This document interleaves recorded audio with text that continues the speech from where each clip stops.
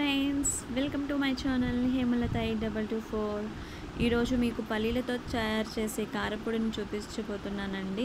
ఈ కారపొడిని మనం ఎందులోకి వాడుకోవచ్చు, దీన్ని ఎలా తయారు చేస్తారు అనేది మీకు ఈ వీడియోలో నేను చూపించబోతున్నాను అన్నమాట.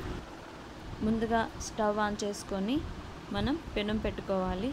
పెనం కాస్త వేడయ్యాక మనం అందులో కావాల్సిన పల్లీలు పెనంలో వేసుకొని వీటిని బాగా మీడియం ఫ్లేమ్లో మనం బాగా వేపుకోవాలండి. ఈ పల్లీలను మనం 2 మినిట్స్ పాటు అవసరమేం లేదండి, 1 మినిట్ వేపుకుంటే చాలు. ఈ 1 మినిట్లోనే మనకు పల్లీలన్నీ బాగా ఎర్రగా అవుతాయి. మరి ఎక్కువసేపు మగ్గించామనుకోండి అన్నీ మాడిపోతాయి పల్లీలు.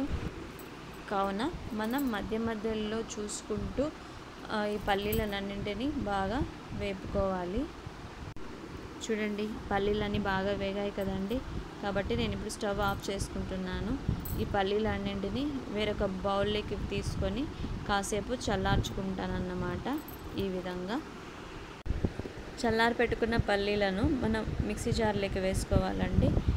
ఇందులోనే మనం పొట్టు తీసి పక్కన పెట్టుకున్న వెల్లుల్లి రెబ్బలన్నింటినీ చూడండి ఈ విధంగా అన్నమాట. ఈ విధంగా పొట్టు తీసి అన్ని వెల్లుల్లి రెబ్బలను మనం ఈ పల్లీల దాంట్లో మిక్సీ జార్లోకి వేసుకోవాలి. అలాగే ఇందులోకి 2 స్పూన్స్ మిర్చి పౌడర్ని వేసుకోవాలండి. ఇది స్మాల్ స్పూన్ అన్నమాట, అందుకే నేను 2 స్పూన్స్ వేసాను. మీకు తగినంతగా మిర్చి పౌడర్ని యాడ్ చేసుకోండి. ఇందులోకి తగినంతగా ఉప్పు వేసుకొని మనం మూత పెట్టి ఈ మిశ్రమాన్ని అంతటిని మనం గ్రైండ్ చేసుకుందాం. చూడండి ఈ విధంగా అన్నమాట. గ్రైండ్ చేసుకున్నాం కదా, ఇదే అండి కారపొడి. ఈ కారపొడిని మనం బౌల్లోకి సర్వ్ చేసుకుందామండి. ఈ విధంగా ఇదే అండి పల్లీలతో తయారు చేసి పెట్టుకున్న కారపొడి.